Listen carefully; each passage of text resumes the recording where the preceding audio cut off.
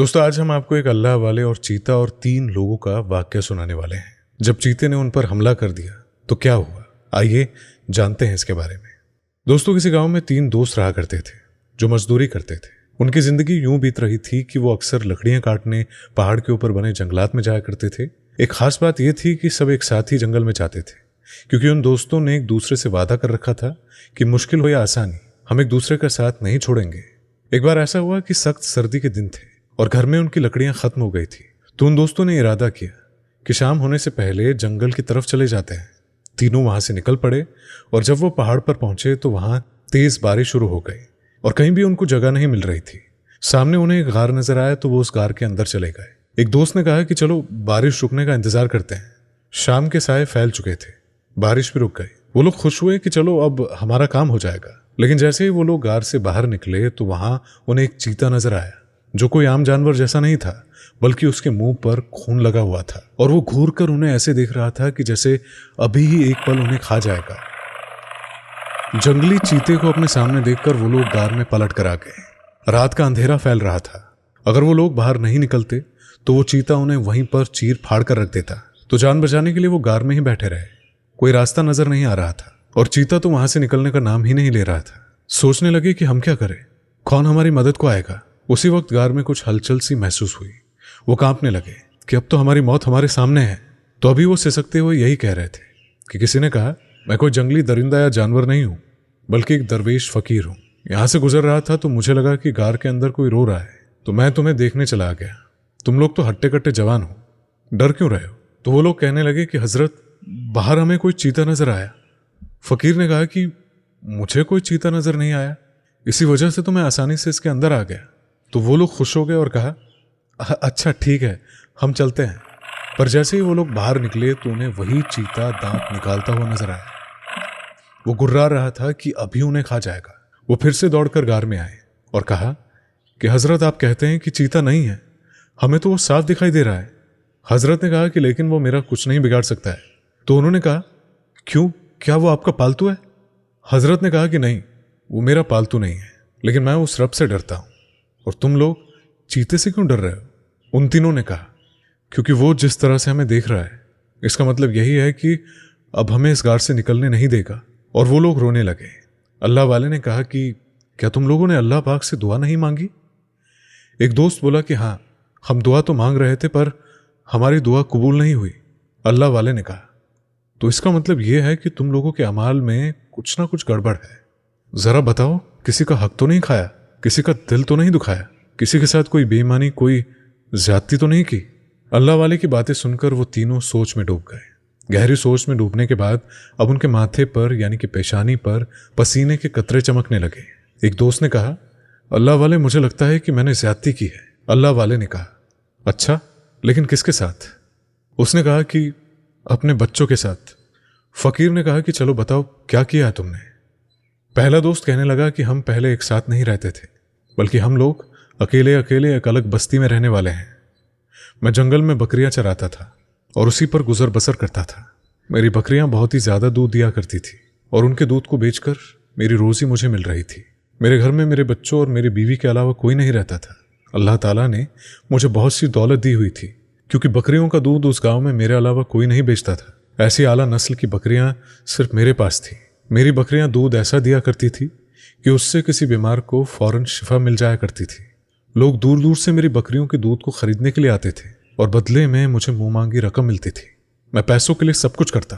मेरे बच्चे मेरे पास से आकर वो दूध पीने के लिए मांगते तो मैं उनको वो दूध नहीं देता, बल्कि झड़क कर उनकी माँ से कहता कि जाओ, इनको कोई रूखी सूखी रोटी खिला दो, ये पैसा मेरे लिए है ना कि तुम लोगों के लिए है।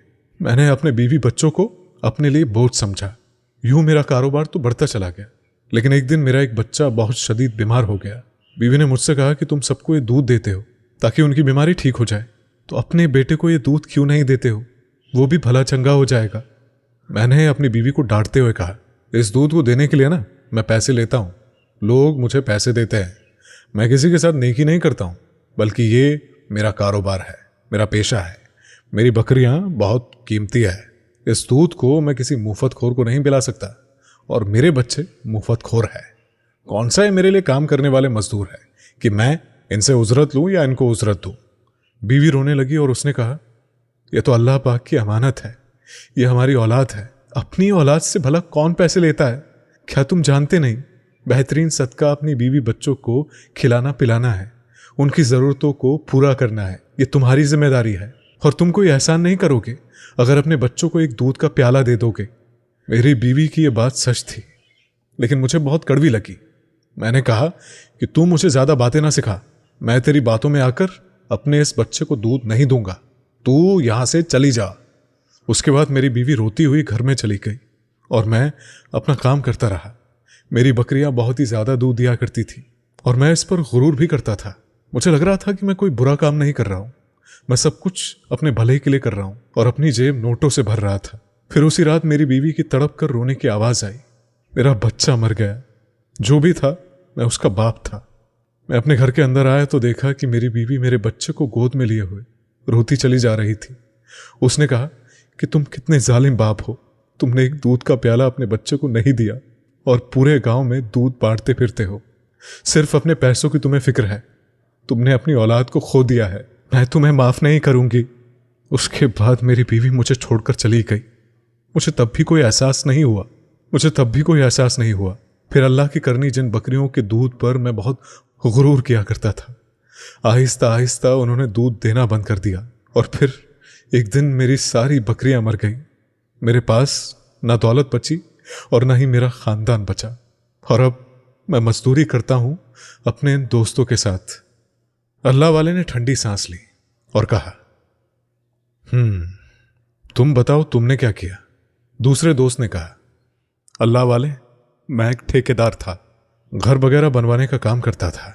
मेरे पास मेहनत करने वाले मजदूर थे जो दिल लगाकर मेरे सारे काम किया करते थे। इसके बावजूद मैं उनकी मजदूरी वक्त पर नहीं देता, बल्कि उनसे सारे काम करवाकर उन्हें रुला देता। वो गरीब पैसों का इंतजार करते और मैं इस बात से खुशी महसूस करता। मेरे पास गांव का सबसे आलीशान घर था जहां मैं ऐश की जिंदगी गुजार रहा था। कुछ अरसे के बाद मेरा एक मजदूर मुझसे मजदूरी मांगने आया। उसे पैसों की जरूरत थी, लेकिन मैंने उसे धक्के मारकर घर से निकलवा दिया।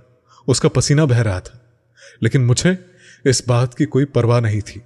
वो रोता हुआ वहां से चला गया, लेकिन उसने कहा कि अल्लाह भी तो देख रहा है कि तुम कितनी नाइंसाफी कर रहे हो। तुम मेरी मजदूरी, मेरी हलाल कमाई को खा रहे हो और मुझे मेरा पैसा नहीं दे रहे हो। अल्लाह तुमसे पूछेगा। लेकिन इसके बावजूद भी मुझे कोई परवाह नहीं थी। इसीलिए मैंने कहा कि चलो जाओ यहां से। घर के अंदर तो मैं आ गया, लेकिन उसी रात ऐसी आंधी चली, ऐसी तूफान चली कि जिसने मेरी छत को उड़ा दिया। फिर मेरे सारे मजदूर मुझे छोड़कर चले गए और मैं कंगाल हो गया। अब मैं अपने इन्हीं दोस्तों की तरह एक मजदूर हूं और जंगल से लकड़ियां काट कर अपना गुजारा करता हूं। अल्लाह वाले ने बड़े अफसोस से उसको देखा और फिर तीसरे शख्स से कहा, तुम कहो तुमने क्या गुनाह किया है? तीसरे शख्स ने कहा, अल्लाह वाले, मैं अमीर बाप का अय्याश बेटा था। लड़कियां मेरे कदमों में रहती थी, मैं जिसको चाहता खरीद सकता था। मुझे अपनी दौलत और अपनी खूबसूरती और अपनी जवानी पर बहुत गुरूर था, इसलिए जिससे चाहता था हर रात जिनाकारी करता।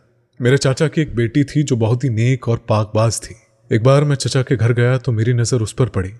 जब मैंने उसको देखा तो मेरा दिल उस पर आ गया और मैं सारी औरतों को भूल गया, उसके पीछे लग गया। मैं किसी भी कीमत पर उस हसीना को हासिल करना चाहता था। मैंने अपने बाप से कहा कि मुझे वो लड़की चाहिए, तो मेरे बाप ने कहा कि वो तुम्हारी नहीं बन सकती है, क्योंकि वो बहुत नेक है, अल्लाह वाली है, अच्छे किरदार की मालिक है। तुम अपनी हरकतें देखो, सारा मोहल्ला तुम्हें पसंद नहीं करता है। सारा मोहल्ला ना तो तुम्हें पसंद करता है, फिर तुम्हारे चचा उसे तुम्हारी दुल्हन नहीं बनाएंगे। मेरी मोहब्बत कोई पाक साफ नहीं थी, बल्कि इसमें हवस थी, शैतानियत थी। एक बार मेरे चचा घर पर नहीं थे तो मैं उसके घर में घुस गया और उससे अपनी ख्वाहिश को पूरा करना चाहा, पर उसने मुझे इनकार कर दिया और कहा कि तुम्हें खुदा का खौफ नहीं। उसकी बात को नज़रअंदाज करके मैंने कहा कि देखो, मैंने जिसको चाहा है हासिल किया है, लेकिन तुमको न जाने किस बात का घमंड है कि तुम मेरी बात नहीं मानती हो। वो कहने लगी कि मुझे घमंड नहीं है, मैं अल्लाह से डरती हूँ और तुम जैसे इंसान की बीवी भी नहीं बनना चाहती, इसीलिए यहां से चले जाओ अगर तुम अल्लाह का खौफ रखते हो। उसकी बात सुनकर मैं जोर जोर से हंसने लगा। मुझे अल्लाह का खौफ नहीं आया, बल्कि मेरी आंखों पर पट्टी बंध चुकी थी, गफलत की, शैतानियत की, हवस की पट्टी, और मैंने उसके साथ ज्यादती कर दी। उसने मुझे बद्दुआ दी कि कोई दरिंदा तुम्हारा शिकार करेगा। मैंने उसकी बात को संजीदगी से नहीं लिया, लेकिन मुझको बद्दुआ का असर हुआ और जिन पैसों से जिन औरतों को मैं खरीदता था और जिस जवानी और जिस मर्दानगी के ऊपर मैं गुरूर करता था, वो सब खत्म हो गया, मिट गया। तो ऐसे में मैं भी अब अपने इन्हीं दोस्तों के साथ मजदूरी करता हूँ। अल्लाह वाले ने कहा कि तुम तीनों ने मुझे अपने गुनाहों के बारे में बता दिया है और वो बद्दुआ भी जो तुम्हें दी गई है। और क्या अब तक तुम उन बद्दुआओं पर नादिम हुए हो? तुमसे तुम्हारा सब कुछ छिन गया, बीवी, बच्चे, दौलत, जायदाद, खानदान, इज्जत, शोहरत, सब कुछ जो भी तुम्हारे पास था। अब तुम अल्लाह ताला के हुजूर तौबा करते हो या नहीं? वो कहने लगे कि हम बहुत शर्मिंदा हैं, आज पहली बार हमने इस गुनाह को याद किया है, वरना इतने सालों में कभी हमें ये गुनाह याद भी नहीं आए। अल्लाह वाले ने कहा कि तुम लोगों ने लोगों के दिलों को तोड़ा है, नाजायज हरकत की है, किसी का हक खाया है, ज्यादती की है, रिश्ते को नहीं निभाया, और उसके बावजूद भी तुम इस पर शर्मिंदा नहीं हुए। आज जब तुम पर एक मुसीबत आ खड़ी हुई है तो तुमको ये सब याद आ रहा है, अल्लाह भी याद आ रहा है, अपने साथ होने वाले बदअमाल भी याद आ रहे हैं। अगर ये चीता यहां से चला जाए और तुम्हारा शिकार न करे, यानी तुम्हें नहीं खाए, तो क्या तुम फिर से अपनी जिंदगी में मगन हो जाओगे? तुम भूल जाओगे जो भी तुमने किया है? वो वादा करने लगे कि नहीं हजरत, हम ऐसा नहीं करेंगे, बल्कि उन लोगों से माफी मांगेंगे, हम अल्लाह ताला से तौबा करेंगे और उन लोगों को हम जाकर हाथ जोड़कर मनाएंगे कि जिनके साथ हमने वो बुरा काम किया है। अल्लाह वाले कहने लगे कि हो सकता है तुम्हें एक और मौका मिल जाए, मैं तुम्हारे लिए दुआ करता हूँ। फिर अल्लाह वाले ने दो जानों होकर अल्लाह ताला से दुआ करनी शुरू की, या अल्लाह रबे करीम, या रबे जुल जलाल, इनको अपने गुनाहों की याद आ गई है और ये शर्मसार भी है, तो इनको एक और मौका दे दे और इस चीते को इस गार के बाहर से हटा दे, ताकि ये अपने गांव वापस चले जाए और उन लोगों से माफी मांगे कि जिनके साथ इन्होंने बहुत बुरा सलूक किया है, और उनके हक उन्हें वापस करे। अल्लाह वाले की दुआ कबूल हुई और सुबह का उजाला भी फैल चुका था। वो लोग बाहर आए तो वो चीता बाहर नहीं था। वो समझ गए कि ये बहुत बड़े बुजुर्ग है, इसी वजह से अल्लाह ताला ने उनकी दुआ फौरन कबूल कर लिया है। वो तीनों जंगल से लकड़ी काटकर खुशी खुशी अपने गांव आ गए, लेकिन ना उन्हें अल्लाह याद रहा और ना ही अल्लाह वाले याद रहे और ना ही वो चीता याद आया। उन्होंने किसी से कोई माफी नहीं मांगी, बल्कि वो अपने सारे वादे भूल चुके थे और कहने लगे कि हमारे सर पर अब तो कोई बला भी नहीं है और ना ही वो चीता है, ना ही कोई अल्लाह वाले हैं जो हमें याद दिलाएंगे कि हमने अपना वादा पूरा नहीं किया। तो ऐसे में वो फिर से अपनी जिंदगी को वैसे ही बिताने लगे। वो तीनों धोखेबाज थे। अल्लाह की करनी कि वो उस जंगल से लकड़ी काट कर लाते थे और गांव वाले उस जंगल में नहीं जाते थे, क्योंकि वहां पर दरिंदों का बसेरा था, और जब से उन्होंने सुना था कि वहां पर एक चीता आकर बैठ चुका है तो वो लोग वहां जाते नहीं थे। ये लोग निडर हो चुके थे और जानते थे कि वो चीता अब इनका कुछ नहीं बिगाड़ेगा। गांव वालों ने उनकी बहादुरी देखी तो कहा कि अब तुम लोग ही हमारे लिए लकड़ियां लेकर आना। तो ऐसे में वो गांव वालों की लकड़ियां भी काट कर लाने लगे। लोग उनको पैसे देते और उन पैसों से उन लोगों ने एक बड़ा कारोबार कर लिया और फिर उनके पास दौलत की रेल पेल हो गई। वो तीनों कहने लगे, देखा, हमने तो कुछ ऐसा किया भी नहीं, यानी कि किसी से माफी भी नहीं मांगी, किसी का पैसा जो हमारे पास था वो भी हमने नहीं लौटाया, फिर भी देखो यार, हमारे पास पैसा ही पैसा है, यानी हमारी कोई पकड़ नहीं हुई। और अगर ऐसा होता तो सोचो यार, हम भी गरीब होते, लाचार होते, हमारे पास एक पाई भी नहीं होती। इस बात पर वो घमंड करने लगे कि काम बहुत अच्छा चल रहा था, किसी भी चीज की कोई कमी नहीं थी। उन्होंने बहुत ही मजबूत दीवारों वाला घर बना लिया था, लोहे के दरवाजे लगे हुए थे, और एक दिन बड़े चैन की नींद सो रहे थे कि उतने में अचानक गांव में शोर उठा कि जंगल से जंगली चीता यहाँ कैसे आ गया। वो तीनों अय्याश दोस्त भी घबरा कर उठ बैठे, लेकिन अपने घर में घुसकर बैठे रहे कि घर के अंदर तो ये नहीं आएगा, इतना मजबूत हमने घर बनाया है और ये अंदर दाखिल नहीं हो सकता, वो खाएगा तो गांव वालों को खाकर चला जाएगा। इतने बेहिस थे कि उनको किसी और की परवाह ही नहीं थी। उसी वक्त दरवाजे पर दस्तक हुई। कहने लगे कि हम दरवाजा नहीं खोल सकते हैं। किसी ने कहा कि दरवाजा खोलो वरना ये दरवाजा तोड़ दिया जाएगा। तो उन लोगों ने कहा, यह दरवाजा कोई नहीं तोड़ सकता है, ये हमने खालिस लोहे का बनवाया हुआ है और इसको कोई लोहे से बना हाथ भी नहीं तोड़ सकता है। सारा का सारा गुरूर मिट्टी में मिल गया। वो दरवाजा एक ही झटके में टूटा और वो चीता जिसके मुंह पर, जिसके दांतों पर खून लगा हुआ था, उनके पास आ गया। वो आहिस्ता आहिस्ता उनके करीब आ रहा था और वो कहने लगे, ये यहां कैसे आ सकता है? उस दिन गार के अंदर तो ये नहीं आया था, जबकि वहां तो कोई दरवाजा भी नहीं था, लेकिन हमारे घर के अंदर ये कैसे घुस गया? इतना बड़ा दरवाजा इसने कैसे तोड़ा? तो उसी वक्त अल्लाह वाले की आवाज आई, तुम्हारे गुनाहों की वजह से इंसान की नेकियां होती है जो उन्हें मुसीबत से बचाती है, और इंसान के दिए हुए सदकात होते हैं जो उन्हें बुरी मौत से, बुरी बलाओं से बचाते हैं। तुमने मुझसे वादा किया था कि तुम अपने गुनाहों की तलाफी करोगे। जिनके साथ तुमने बुरा किया है, ज्यादती की है, हक खाया है, जिनके घरों को तुमने लूटा है, उनके पास जाकर तुम माफी मांगोगे, अल्लाह पाक से तौबा करोगे, सच्ची तौबा करोगे। लेकिन तुम तो गफलत की जिंदगी जीने लगे। ये सब दौलत, जायदाद, पैसा, ये घर, ये सब तुम्हारी आजमाइश थी। ये सब तुम्हारी आजमाइश थी कि क्या तुम इस दुनिया को याद रखते हो या आखिरात को। पर अफसोस अफसोस कि तुमने अपनी दुनिया को याद रखा। एक लम्हे की भी तुम्हें शर्मसारी नहीं हुई। तो वो लोग कहने लगे, हजरत, अल्लाह वाले, हमें माफ कर दे। हम आपसे वादा करते हैं कि हम फिर से अपनी हालत को सुधारेंगे, हम अपने आप को अच्छा इंसान बना लेंगे। अल्लाह वाले ने कहा, मैं कुछ नहीं कर सकता। ये जो चीता है ये मैंने नहीं बुलवाया है, बल्कि ये अल्लाह पाक के हुक्म से आया है। उस दिन भी अल्लाह पाक के हुक्म से उस गार से बाहर बैठा था, लेकिन तुम्हें एक मौका दिया गया था ताकि तुम माफी मांग लो। इसी वजह से ये अंदर नहीं आया था। अल्लाह ताला इसे हुक्म देता कि ये अंदर आता और तुम्हें चीर फाड़ कर रख देता, लेकिन तुमने माफी नहीं मांगी, न तौबा की। अब मैं कुछ नहीं कर सकता और ना ही दुआ। पूरा गांव देख रहा था।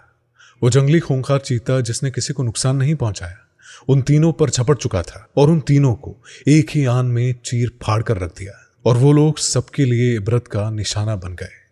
वो जो खुद की जात पर अकड़ने वाले, खुद पर गुरूर करने वाले, हकदार का हक खाने वाले, जुल्म करने वाले और तौबा ना करने वालों का अंजाम क्या होता है, इस बात को सबने देख लिया।